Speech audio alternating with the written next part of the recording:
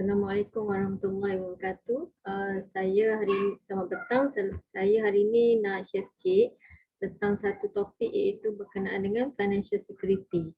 Pernah dengar ke financial security? Mungkin tuan-tuan tak pernah dengar kan?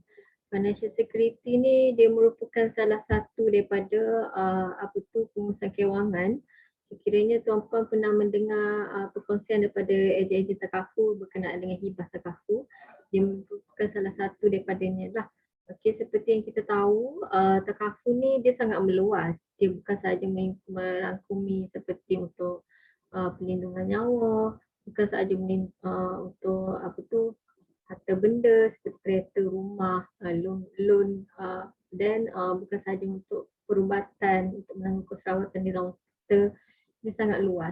Jadi hari ini saya mengambil satu peluang di waktu petang ini untuk share sedikit tentang satu topik yang sangat penting, iaitu berkenaan dengan financial security. Jom kita tengok slide berikutnya. Okay, so ini adalah slide yang kami cipta untuk kita share sedikit tentang satu topik iaitu financial security. Okay, so saya perkenalkan diri, nama saya Nurul Diana binti Muhammad Syukri. Saya daripada SFT Advisory, iaitu perunding kewangan lah. Okay, jadi kat sini saya nak share next slide lah. Okay, jadi seperti yang kita tahu, seorang individu apabila sudah ada pendapatan, mungkin komitmen yang tuan-tuan kena buat adalah seperti rumah. Kalau sekiranya ada beli rumah dan buat loan rumah, loan dengan bank, terpaksa memang kena bayar komitmen bulanan dengan bank. Ataupun sekiranya menyewa, kena bayar kepada penyewa. Kemudian komitmen untuk membayar kenderaan. Kenderaan ni sama ada kenderaan baru atau kenderaan baru biasanya bayar dekat bank tetap. Untuk selama tempoh 9 tahun. Itu ada satu komitmen yang dibuat setiap bulan tanpa gagal. Okay.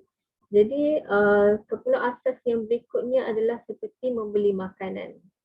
Okay. Ini sangat penting lah untuk kita survive for the life. Tanpa makanan kita tak boleh nak hidup. Dan tanpa minuman kita tak boleh hidup, betul tak?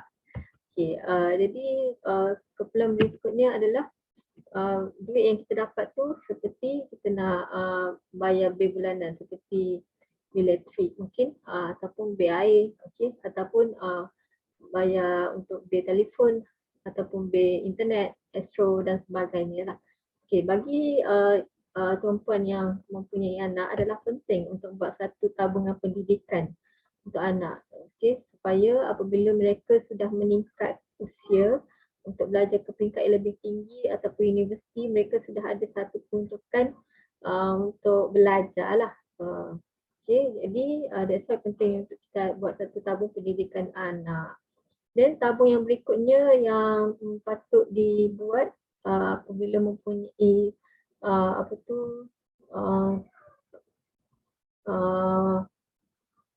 mempunyai income bulanan ni, of course harus buat simpanan untuk retirement ataupun pension, di mana waktu usia 61 tahun dah tak bekerja dan mungkin dalam tempoh tak bekerja tu sebelum tunggu usia dah lanjut usia dan meninggal, dan duit itulah yang kita akan pakai nanti. Okay, lepas tu pakaianlah satu keperluan asas yang memang patut ada lah. Okay, jadi kat sini saya akan share dengan lebih lanjut tentang financial security ni. Okay, sebelum tu saya nak di sini satu kat sini saya nak tanya tuan-puan, waktu tuan-puan ambil satu kos untuk belajar dahulu ataupun waktu lepas habis SPM tu, mungkin tuan-puan bercita-cita untuk ada satu kerjaya yang bagus, betul tak? Sebab mungkin disebabkan minat ataupun disebabkan achievement, maksudnya pencapaian. Sebab apa? Apabila kita ada satu pencapaian dan kemudian kita akan ada satu pangkat. Apabila ada satu pangkat dan kita akan akan rasa kita ni ada power sikit lah dengan tu. Jadi sebenarnya apabila kita bekerja ni, dia bukan satu kepuasan ataupun career semata-mata. Sebab apa? Tujuan kita mencari pendapatan ni adalah untuk menyara keluarga lah.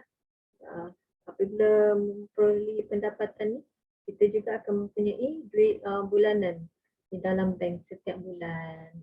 Dengan duit yang kita dapat ni lah, kita akan gunakan untuk menyara kehidupan dan membantu keluarga kita, bagi mak ayah dan sebagainya lah. Okay, nah setuju tak kalau saya cakap yang 5 yang paling penting untuk bekerja ni adalah mesti sihat. Sebab apa? Okay, saya nak tanya tuan-puan, waktu tuan-puan mahu memohon bekerja dulu ataupun lapor diri di syarikat, syarikat ni akan meminta untuk buat ujian kesihatan kan. Jadi ni bermakna kesihatan yang baik ni adalah sangat penting lah. Sebab apa? Andai kata kalau katakan pihak syarikat tu dia hire seorang staff yang ada masalah kesihatan, maka staff tu terpaksa on off cuti, dan pihak syarikat terpaksa menanggung kos dari segi kesihatan. Maksudnya kalau setiap bulan cuti dan masalah kesihatan, pihak syarikat lah memang akan tanggung kan, at least dalam tempoh 6 bulan macam tu lah. Okay. Jadi kat sini saya nak bagi tahu bahawasanya pihak syarikat ni memang tak akan hire individu yang ada masalah kesihatan. Okay. Jadi perkara penting apabila kita nak kerja ni, kita harus sihat lah. Okay. Kalau tak sihat, maksudnya tak ada orang lah nak ambil kita kerja. Bila tak ada kerja, kita tak ada duit. Kita tak ada duit, itu yang akan menyebabkan kewangan kita pun turut sakit lah.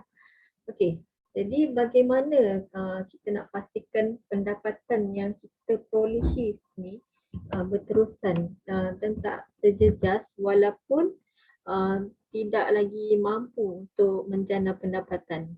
Okay, dekat bahagian ni lah yang sangat penting untuk saya explain dengan lebih lanjut. Okay, sebab apa?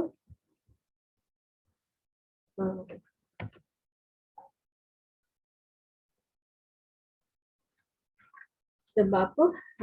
Sebab tuan harus ingat, tuan-puan di waktu tuan-puan tidak bekerja ataupun dah hilang pendapatan, ataupun mungkin tak berupaya untuk bekerja, harus juga untuk untuk menyara keluarga kan.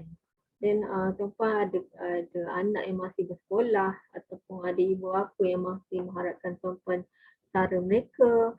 Jadi dan komitmen yang tuan-puan buat selama tempoh tuan-puan bekerja tu harus dibayar setiap bulan tanpa gagal walaupun sakit. Jadi sebenarnya accusation untuk yang accusation untuk yang tidak yang tak perlu dibayar komitmen bulanan dengan bank tu, biasanya kebiasaannya adalah apabila meninggal sahaja. Tapi based on polisi juga, kalau tuan-puan mempunyai satu polisi dengan pihak bank, kena semak balik. Tapi kebiasaannya memang tiada kalau berlaku sakit kritikal ataupun sakit dan komitmen harus dibayar. Pihak bank tak kisah pun kan. Okay, jadi selalu tuan-puan pernah tengok tak dekat dada akhbar, ada selalu share juga tentang orang yang jatuh bankrupt sebab kegagalan membayar hutang. Dan ada yang dikeluarkan dalam surat khabar ni menyatakan bahawa statistik pada tahun 2019 dapat dilihat bahawasanya kes Muslim ni berlaku dalam kadar sebulannya adalah 1,000 orang. Jadi tambahan juga pada waktu musim COVID-19 ni kan, ramai yang kehilangan pekerjaan. Dan kes Muslim bankrupt juga pun berlaku apabila tiba-tiba diuji dengan 3D. Apa itu 3D? 3D ni dia adalah death, iaitu kematian, disability permanent, hilang upaya sepenuhnya, dan disease, iaitu penyakit. Jadi kat sini adalah penting sebenarnya untuk kita mengadakan satu tabungan kecemasan, di mana tabungan kecemasan ini adalah untuk melindungi 10 tahun pendapatan jika berlaku kematian.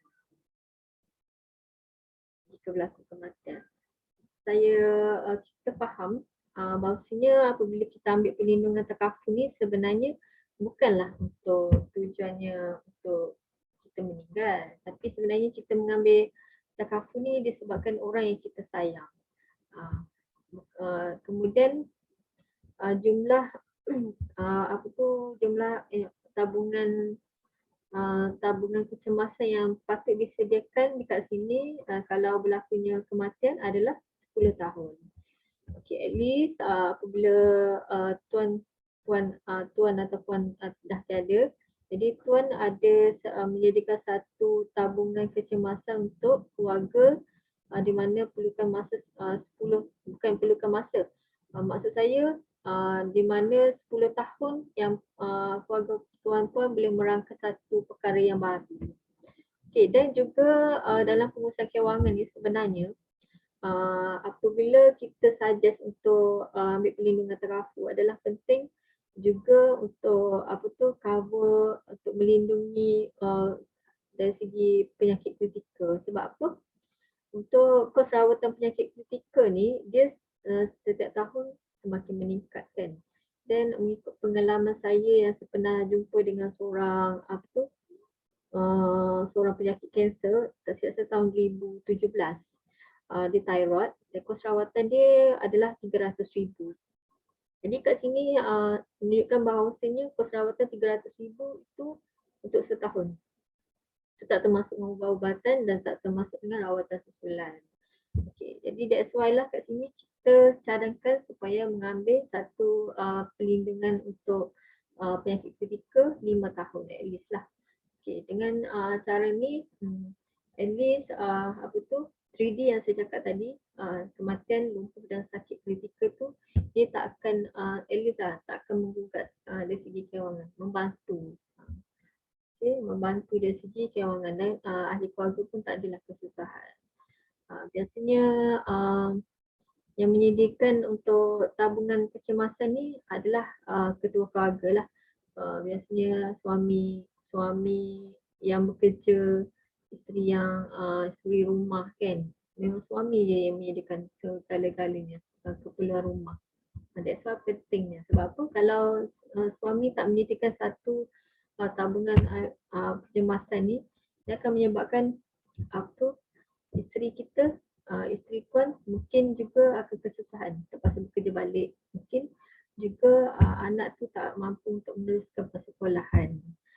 That's why pentingnya kenapa perlu adanya satu tabungan kecemasan. Okay, jadi kat sini berapa jumlah peruntukan untuk emergency fund ni? Berapa perlu untuk sediakan tabungan kecemasan ni?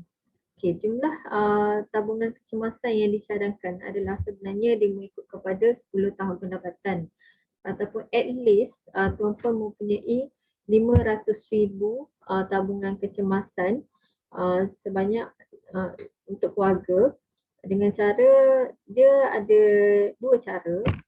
Sama ada yang pertama adalah menyimpan dekat bank ataupun buat simpanan segera dengan duri terkaful lah.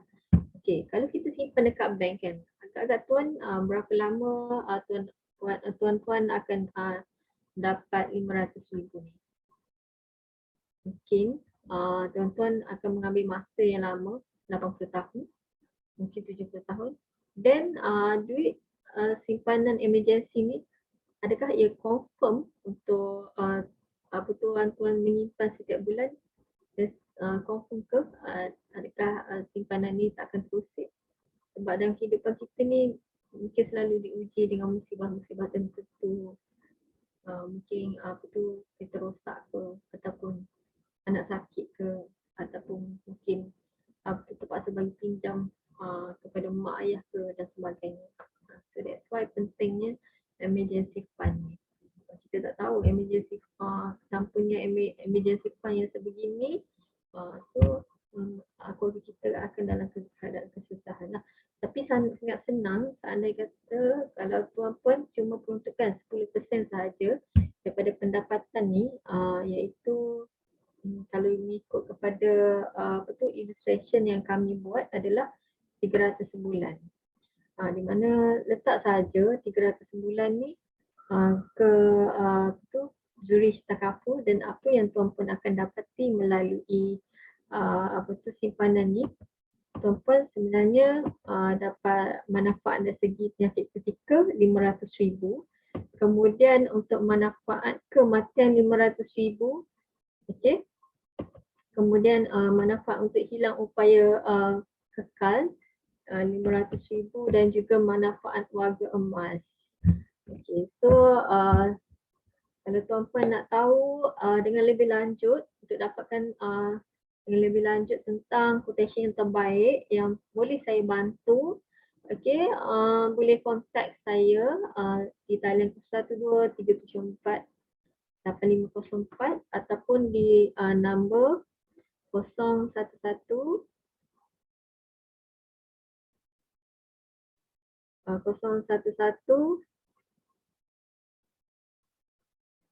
nombor telefon 011-5787-7658. Saya ulang, nombor telefon saya 011-5787-7658. Okey. So sekian perkongsian saya pada hari ini, semoga bermanfaat untuk tuan-puan sekeluarga. Sekian, terima kasih. Assalamualaikum.